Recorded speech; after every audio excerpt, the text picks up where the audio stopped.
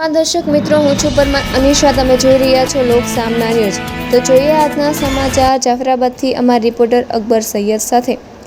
અમરેલી જિલ્લાના જાફરાબાદ તાલુકામાંથી એક હૃદયદ્રાવક અને ચકચારી ઘટના સામે આવી છે. જાફરાબાદના ભાકોદર અને વારા સ્વરૂપ ગામ વચ્ચે આવેલા માઇન્સ વિસ્તારમાંથી એક યુવકનો ગોહવાઈ ગયેલી હાલતમાં મૃતદેહ મળી આવતા સમગ્ર પંથકમાં અરેરાટી વ્યાપી ગઈ છે. પ્રાથમિક અનુમાન મુજબ વન્ય પ્રાણીએ યુવક પર હુમલો કરીને તેને ફાડી ખાધો હોવાની આશંકા સેવાઈ રહી છે. વારા સ્વરૂપ ગામનો યુવાન ભરતભાઈ મધુભાઈ બારૈયા છેલ્લા 2 દિવસથી ગુમ થયો હતો.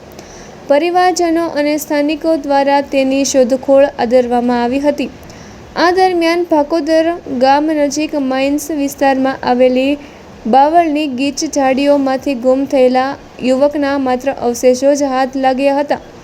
આ ઘટનાને પગલે આસપાસના ગ્રામજનોના ટોળેટોળા ઘટના સ્થળે એકઠા થઈ ગયા હતા.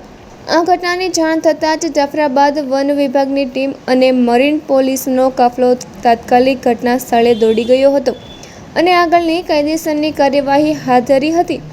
આ હુમલાની ઘટનાને પગલે સ્થાનિક લોકોમાં વન વિભાગ સામે ભારે રોષ જોવા મળ્યો હતો. તો ફરી મળીશું એક નવા સમાચાર સાથે. ત્યાં સુધી જોતા રહો લોક સામના ન્યૂઝ.